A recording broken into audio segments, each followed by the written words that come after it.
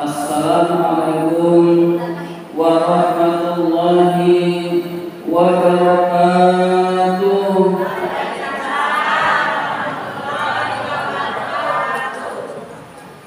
Alhamdulillahi rabbil alamin wa bihi nasta'in ala umuri dunya waddin.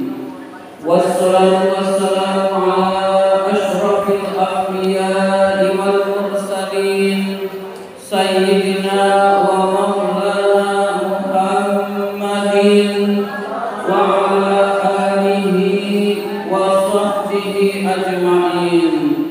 Rabbi shrah li sadri wa yassir li amri wahlul 'uqdatam min lisani yafqahu qawli, amma ba'du. Yang sama-sama kita hormati Ketua Majelis Ta'lim Kaum Ibu Masjid Al-Amin, Ibu Ustazah Hajjah Rohimah. Yang kami hormati ibu-ibu hadirat jamaah Majelis Ta'lim Al-Amin yang dimuliakan oleh Allah Subhanahu wa ta'ala. Pertama dan yang paling utama, puji syukur marilah senantiasa kita panjatkan kehadirat Allah Subhanahu wa ta'ala yang tidak henti-hentinya memberikan nikmat-nikmatnya kepada kita semua. Antara lain yang paling berharga adalah kita diberi nikmat iman dan Islam, sehingga kita dapat berkumpul bersama-sama di tempat yang mulia ini dalam rangka menuntut ilmu di jalan Allah. Salawat dan salam semoga Allah limpahkan pada junjungan kita baginda Nabi besar Muhammad sallallahu alaihi wasallam beserta para keluarganya, para sahabatnya, dan kepada kita sebagai pengikut ajarannya. Ibu-ibu hadirat yang dimuliakan oleh Allah Subhanahu wa ta'ala, kita masih diberikan umur panjang oleh Allah Subhanahu wa ta'ala. Itu berarti Allah sayang kepada kita. Itu berarti kita masih diberikan kesempatan untuk memperbaiki diri, ibu-ibu sekalian. Kita masih diberi kesempatan untuk beramal soleh.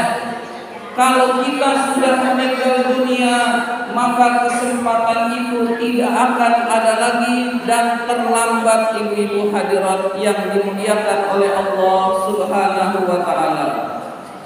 Dalam kondisi sekarang ini, jalan keluar dari permasalahan hidup adalah mendekatkan diri kita kepada Allah Subhanahu wa ta'ala, ibu-ibu sekalian. Mendekatkan diri kepada Allah yaitu dengan memperbanyak ibadah-ibadah sunnah. Jadi kalau yang wajib sudah beres, untuk dekat kepada Allah tidak cukup hanya dengan yang wajib, tetapi ditambah ibadah-ibadah sunnah, baru orang tersebut dekat dengan Allah Subhanahu wa ta'ala. Kalau sholat 5 waktu sudah ditunaikan dengan bagus, ibu-ibu sekalian, tambahlah dengan rawatib qabliyah ba'diyahnya, ibu-ibu sekalian. Tambah juga dengan tahajud tengah malam, ibu-ibu sekalian. Tambah juga dengan sholat duha, sholat witir, dan sholat sunnah lainnya, ibu-ibu sekalian. Umumnya ibu-ibu kalau pagi itu kan nganggur, Bu. Ya, bisa kita gunakan di samping masak, ibu-ibu sekalian, tapi pasti ada waktu luang, ibu-ibu sekalian. Di samping masak kita juga sholat duha, ibu-ibu sekalian. Jadi dengan mendekatkan diri kepada Allah Subhanahu wa ta'ala, maka insya Allah itulah jalan keluar dari permasalahan hidup kita, ibu-ibu sekalian. Ibu-ibu hadirat yang dimuliakan oleh Allah Subhanahu wa Ta'ala, pada kesempatan ini saya akan mengajarkan doa kepada ibu-ibu sekalian, doa yang diajarkan oleh Rasulullah Sallallahu Alaihi Wasallam. Mari ibu kita baca bersama. Bismillahirrahmanirrahim. Bismillahirrahmanirrahim. Allahumma inni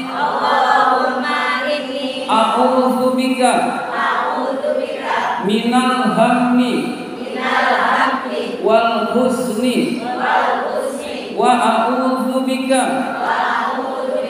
minal ajzi wal kasali wa a'udzu bika minal jubni wal bukhli wa a'udzu bika min ghalabatid daini wa qahrir rijal. Sudah hafal ibu-ibu sekalian? Alhamdulillah. Sebagian sudah hafal. Ya kalau baru diajarin langsung hafal, itu namanya jenius ibu-ibu sekalian, luar biasa ibu-ibu sekalian.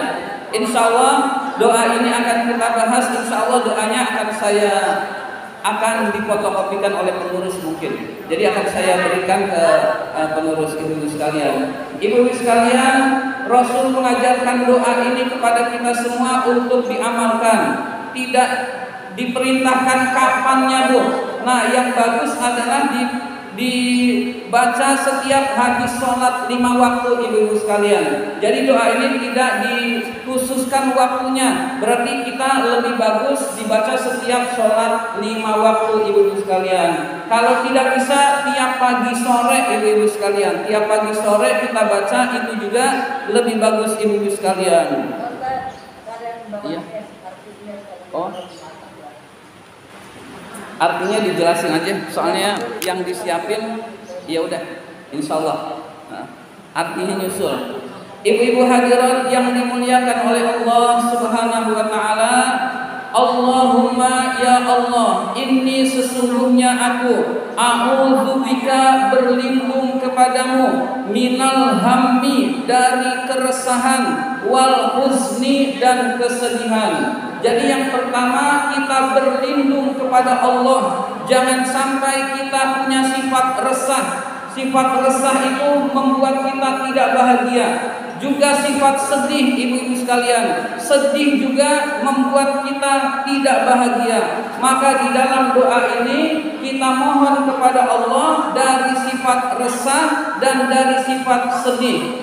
Resah itu ketidaksenangan terhadap yang akan terjadi ibu-ibu sekalian. Nanti kalau kerjaan udah gak ada, saya nanti bagaimana, lalu kita pusing ibu sekalian. Itu namanya resah. Yang akan terjadi belum, lalu kita sudah pusing duluan. Itu namanya resah ibu sekalian. Nanti kalau corona nggak berakhir gimana nih usaha saya, lalu kita bingung ibu sekalian, lalu kita resah. Itulah yang disebut dengan hammi ibu-ibu sekalian. Nah, kita mohon dihilangkan sifat keresahan ibu-ibu sekalian.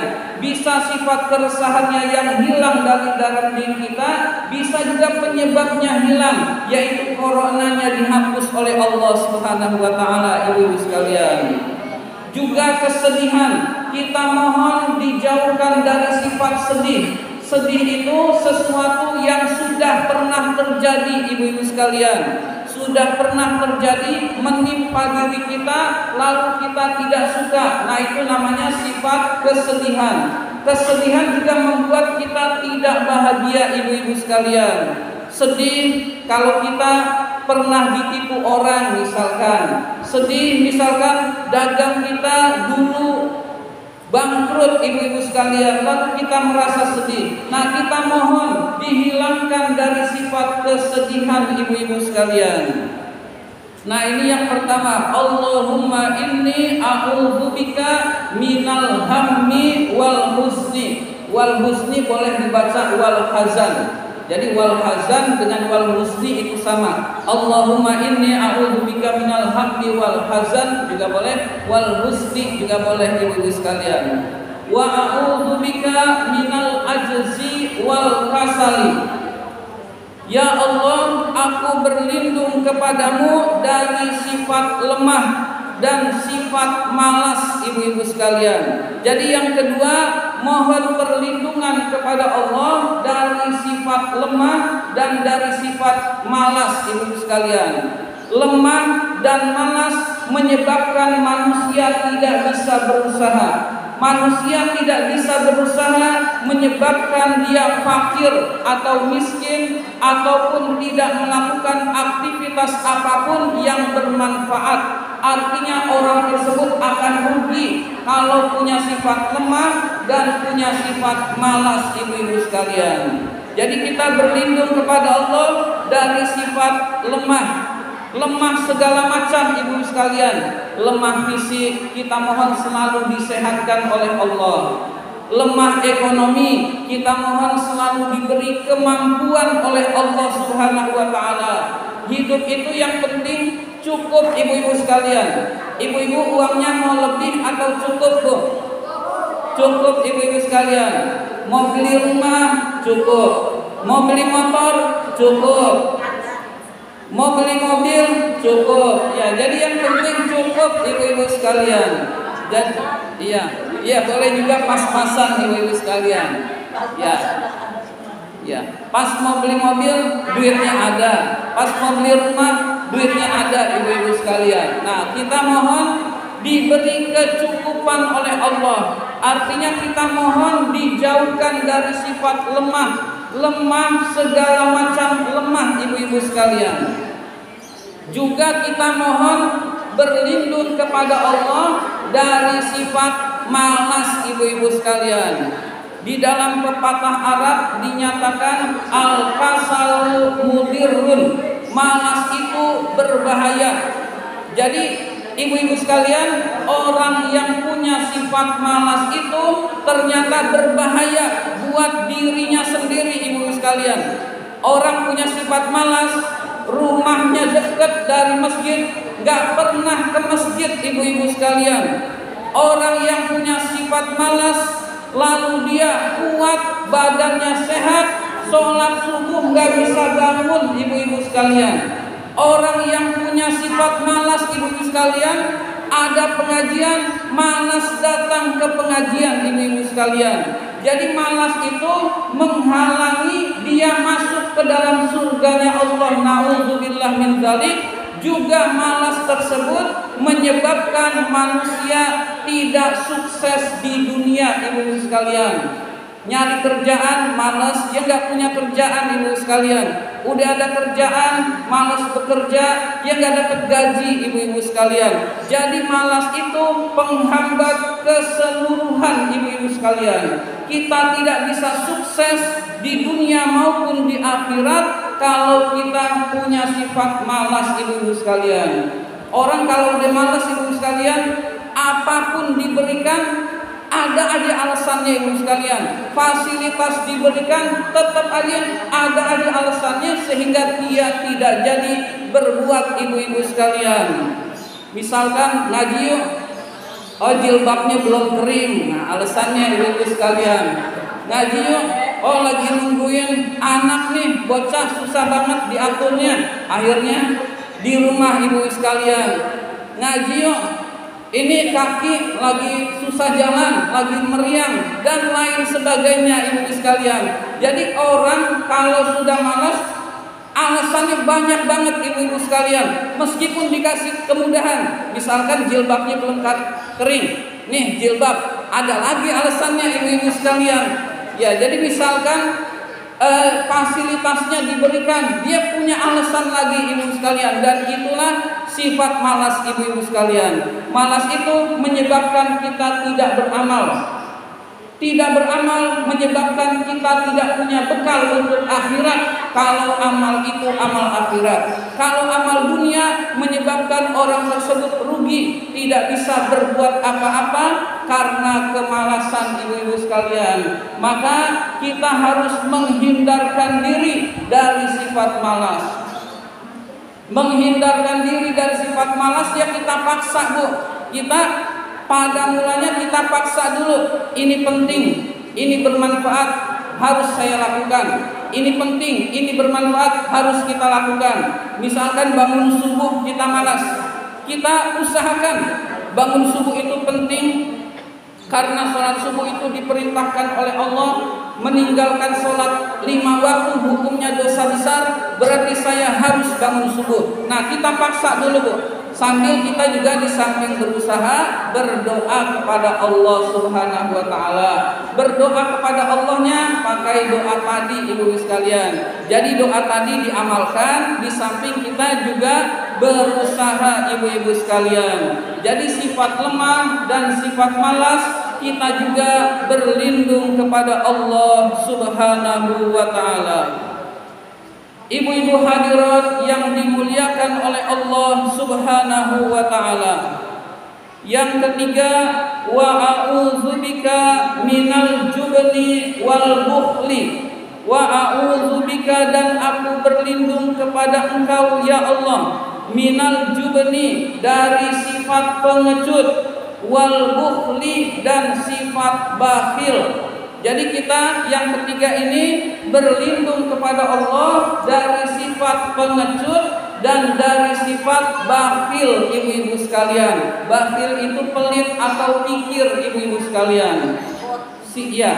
Sifat pengecut, ibu-ibu sekalian. Sifat pengecut itu tidak berani mengambil resiko.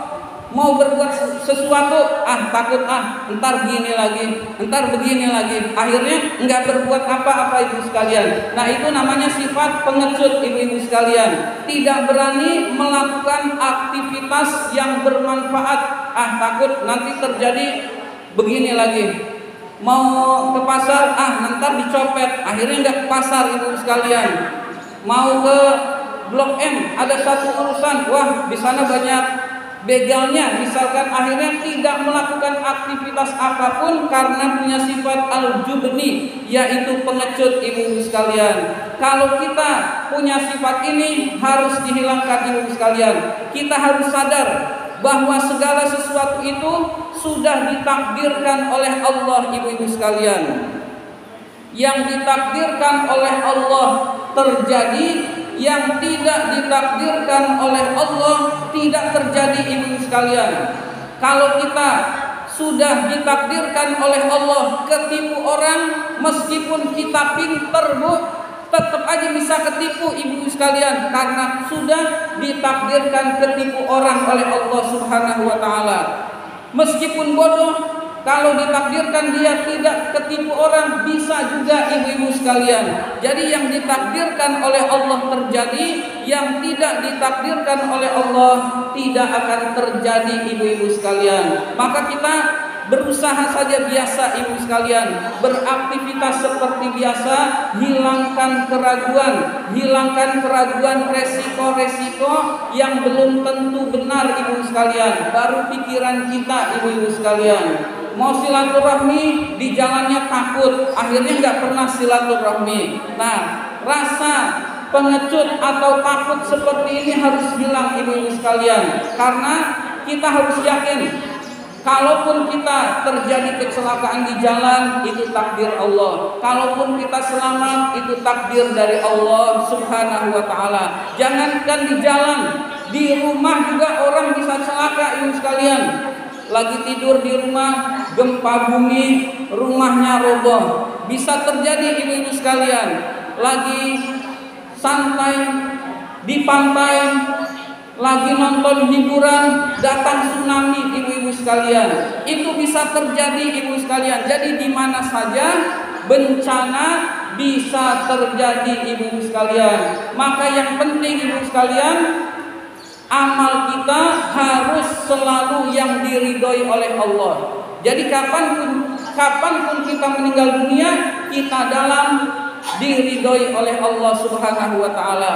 Kita lagi berjalan silaturahmi, itu ibadah, dapat pahala. Kita meninggal di jalan itu husnul khotimah ibu-ibu sekalian. Beda orang yang di jalan lalu punya niat baik, lalu punya niat buruk. Misalkan saya di jalan mau nyopet, misalkan di jalan mau nyopet di angkot misalkan, lalu di tengah jalan meninggal dunia, itu su'ul khotimah ibu-ibu sekalian. Jadi sama-sama di perjalanan ada orang yang husnul khotimah, ada orang yang su'ul khotimah, tergantung niatnya ibu-ibu sekalian.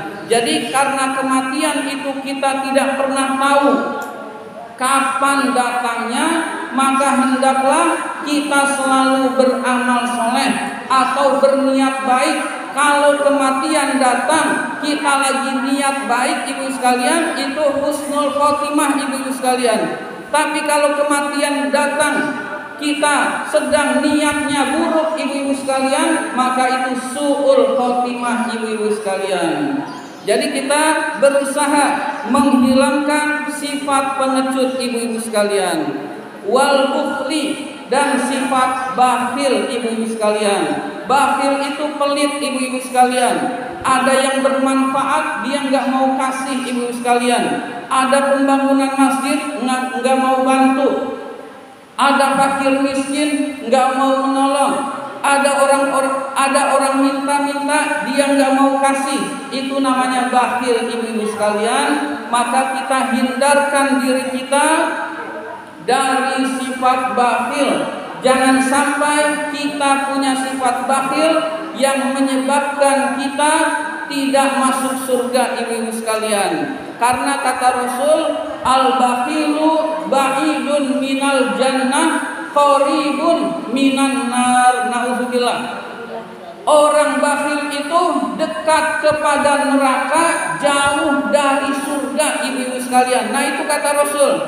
Lalu sahabat bertanya, kalau dia orang alim ya Rasul, ahli ibadah, pinter tapi bakhil, maka tetap masuk neraka juga ibu-ibu sekalian. Jadi ternyata bakhil itu merugikan diri kita sendiri ibu-ibu sekalian. Jadi ada orang membutuhkan, kita punya, kasih ibu-ibu sekalian. Ada pembangunan masjid sedang memerlukan biaya, kita kasih ibu-ibu sekalian. Ada santunan anak yatim, kita punya, kasih ibu-ibu sekalian. Rizki itu dari Allah Bu. Nanti kalau kita senang melakukan yang diridhoi oleh Allah, Allah ganti lagi, Allah ganti lagi, Allah ganti lagi. Tapi kalau kita berat ngasihnya ibu-ibu sekalian, maka yang berat juga rizki itu mengalir ke kita ibu-ibu sekalian. Akhirnya kita sering gak punya duit ibu-ibu sekalian. Maka kita yakin akan janji Allah. Orang yang gemar berinfak, orang yang gemar bersedekah, rizkinya dimudahkan oleh Allah Subhanahu wa ta'ala ibu-ibu sekalian. Maka sifat bakhil ini harus kita jauhi. Caranya juga dengan berdoa, caranya juga mulai dari yang sedikit pun. Kalau banyak berat, ya dikit dulu ibu-ibu sekalian. Jangan malu ngasih sedikit. Ngasih sedikit itu lebih bagus daripada enggak ngasih sama sekali Bu. Jadi saya malu ngasih 1.000 itu lebih bagus, masih lebih banyak daripada orang yang enggak ngasih ibu-ibu sekalian. Nah itu caranya dari yang sedikit dulu. Kita infak sedekah sedikit dulu ibu-ibu sekalian. Kok sedikit usahanya makin lancar, rizkinya makin lancar, tambah gedean ibu-ibu sekalian. Jangan dari dulu sampai sekarang 1.000 aja ibu-ibu sekalian, tapi kita naikkan jadi 2.000 ibu-ibu sekalian.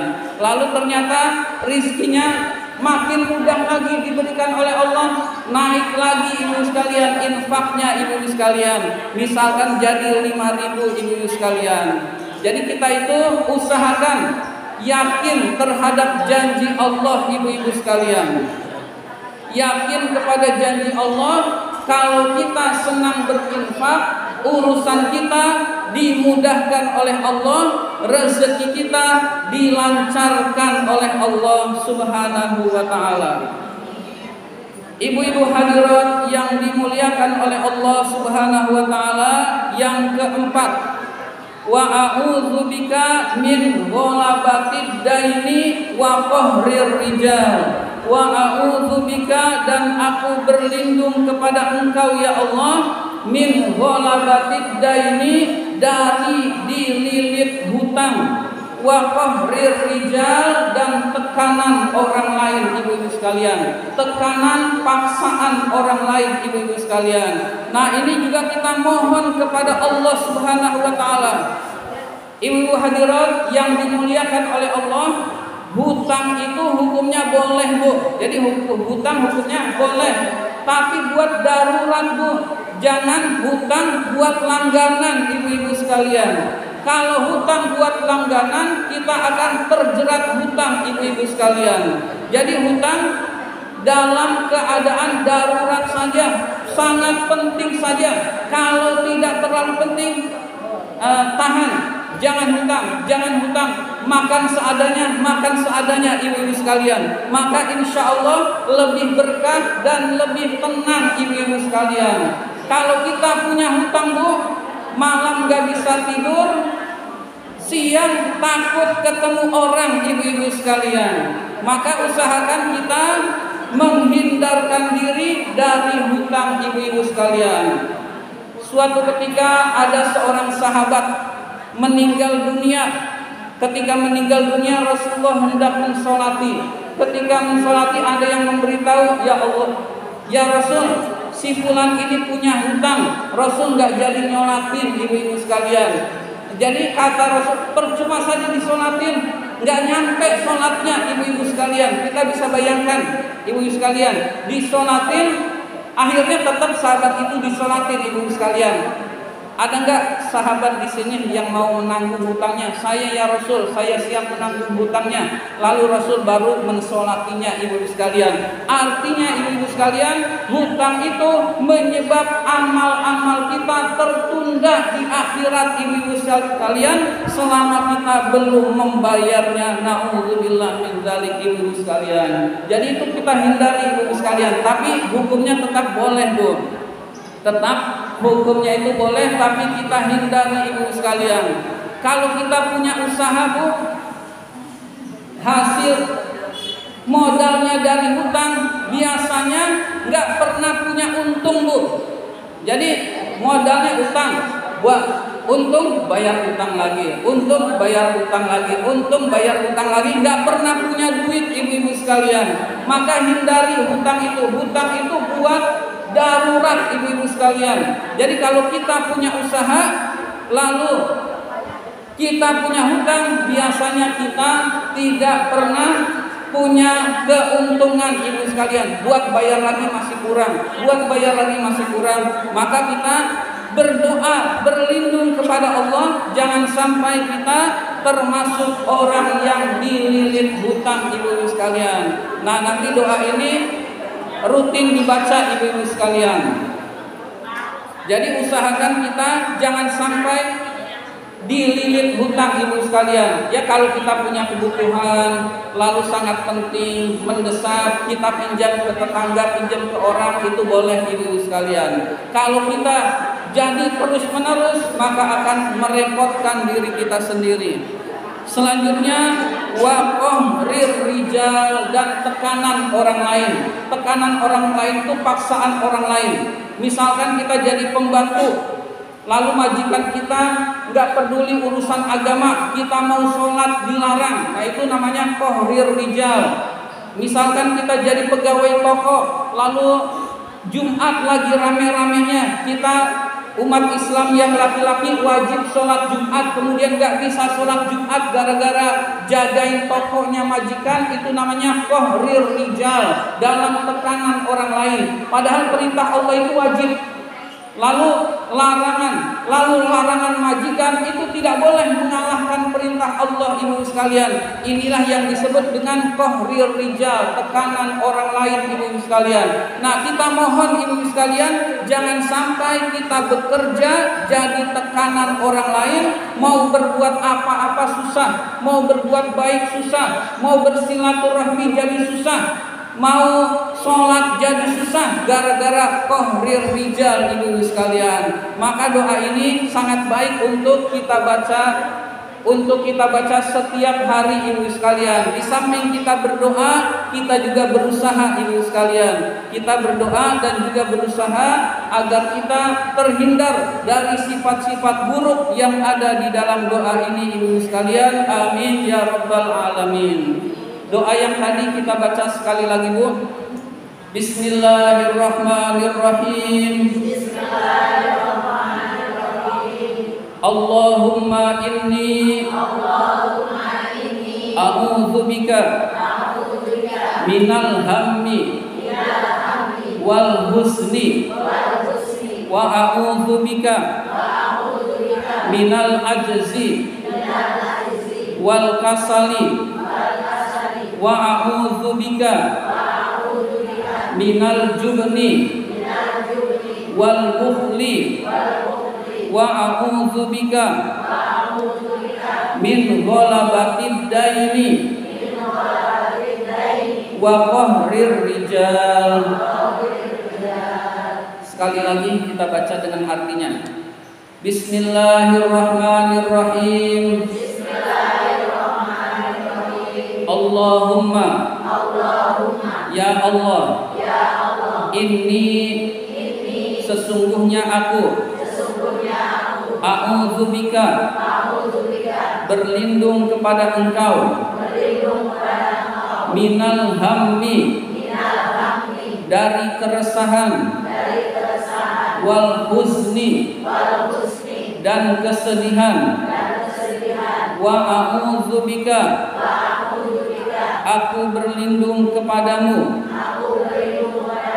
minal ajzi dari lemah wal kasali dan malas wa a'udzubika aku berlindung kepadamu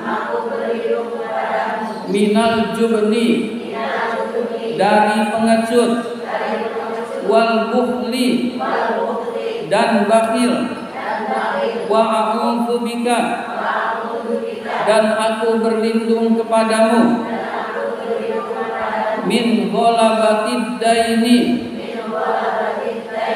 dari dililit hutang wa qahrir rijal dan tekanan orang lain. Amin. Nah itu doa dengan artinya yang usahakan kita amalkan, dan doa itu baik lebih-lebih dalam kondisi sekarang ini ibu-ibu sekalian.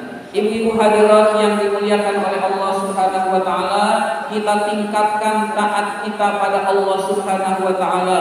Kita lakukan semaksimal mungkin ibadah kepada Allah, itu adalah jalan keluar dari permasalahan hidup kita ibu-ibu sekalian. Jadi jalan keluar permasalahan hidup kita adalah dekat dengan Allah. Kita akan dekat dengan Allah kalau kita taat pada Allah. Yang Allah perintahkan kerjakan, yang Allah larang tinggalkan. Itu insya Allah kita akan sukses di dunia maupun di akhirat. Ini saja yang dapat saya sampaikan. Terima kasih atas perhatian. Mohon maaf apabila ada kata-kata yang kurang berkenan. Dan marilah bersama-sama kita tutup dengan doa. Mudah-mudahan kita semua diberikan ilmu yang bermanfaat oleh Allah Subhanahu wa taala, diberikan kesehatan, anak-anak kita dijadikan anak-anak yang soleh dan soleha, keluarga kita senantiasa rukun, tenang maupun damai, dan mudah-mudahan wilayah kita senantiasa dijaga oleh Allah dari segala macam musibah, bencana maupun penyakit, dan mudah-mudahan kita semua Allah wafatkan dalam keadaan husnul khotimah. Ala hadhihi wa ala kulli niyatin shalihat wa ila hadratin nabiyil mustafa Rasulullah sallallahu alaihi wasallam. Al-Fatihah.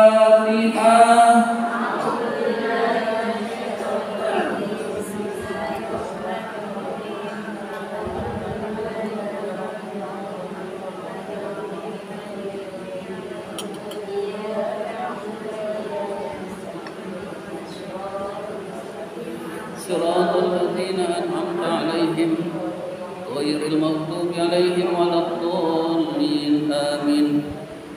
أعوذ بالله من الشيطان الرجيم. بسم الله الرحمن الرحيم. الحمد لله رب العالمين حمدا يوافي نعمه ويكافئ مزيدا. يا ربنا لك الحمد ولك الشكر كما ينبغي لجلال وجهك الكريم وعظيم سلطانك. اللهم صل على سيدنا محمد وعلى آل سيدنا محمد.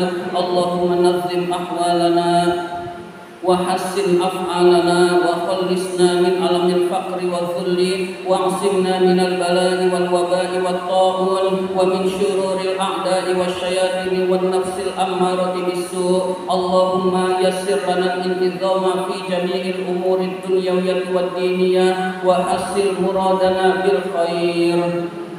اللهم بعدنا من الشر والعصيان. اللهم إنا نعوذ بك من جهل البلاء ودرك السخاء وسوء القضاء وشماتة الأعداء. يا محول الحول والأحوال حول حالنا إلى أحسن الحال.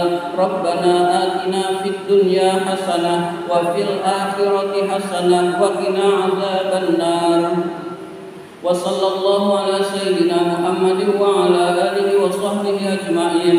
سبحان ربك رب العزة عما يصفون وسلام على المرسلين والحمد لله رب العالمين. Amin amin ya rabbal alamin.